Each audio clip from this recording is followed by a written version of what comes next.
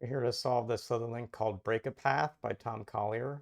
And we have this large field of zeros working around these other number clues. So where we've got little bits of the loop we can draw in because of the numbers. I think figuring out how the loop generally works around these zeros is going to be a key part of the solve. Just getting started, we've got like this 3 near 2 zeros, which is forced. It puts these into the grid. We've got this top loop section that's also very forced. That's going to draw in these ends. And notice this end doesn't want to close on this end, so it's going to have to come over to the right. That means that then this end is the one that's forced to connect in. This 3 and this 3 are set here.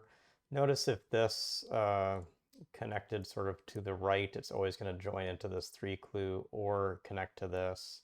And effectively that's going to close off the group. So the long-term connection, which will always join into this 3, means this has to dodge down, so we have a sufficient loop end count that works for this space.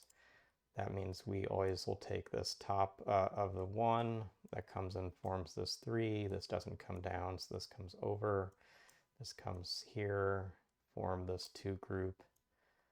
Got this 2 coming here, got this 2 coming here. So we've got the loop ends requiring us around these zeros to take these.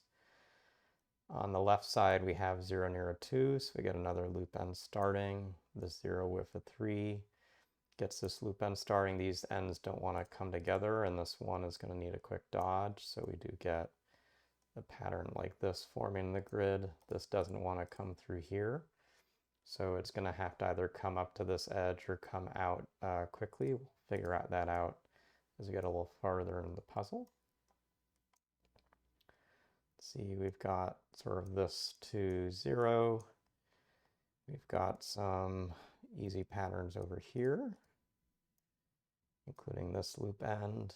This 0, 3 comes in like so. Notice around this 2 in a corner, we always come and extend into these spaces, which actually means we always come to here.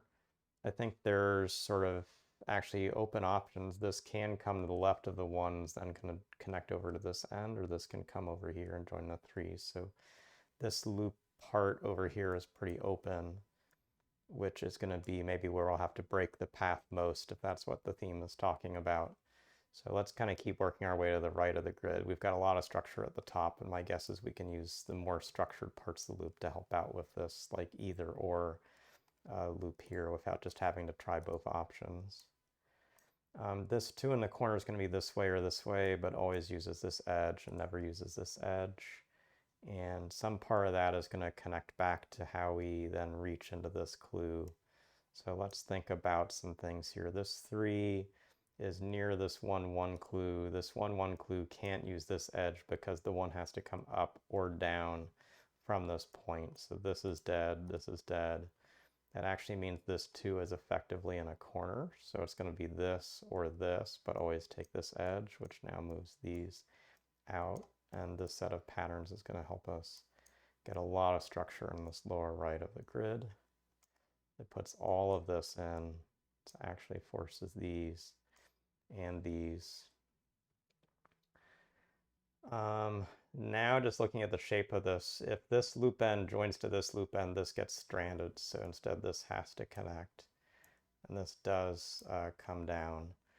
If this comes over on its own, it can't join to this end, so it would close, so this always has to come to the left. And in doing that, we now see this loop end is stranded if it doesn't come over, so this can't join through here, it has to join through this 1. And that means this 3 comes here, this comes down. We're going to have 2 loop ends working through here. These loop ends connect and join. This comes up. This to this would close off the loop, so this comes to the bottom. And these last ends coming together are going to finish the puzzle. So we made our way all the way through the grid. Some like close sections, particularly this lower right and lower left, that took a little bit of look ahead to get going. But once we had the set of those paths, connecting the different quadrants together was actually pretty easy using all the 0 field clues. So hopefully you got a good sense of this puzzle from watching this video. Thanks, and we'll see you again soon.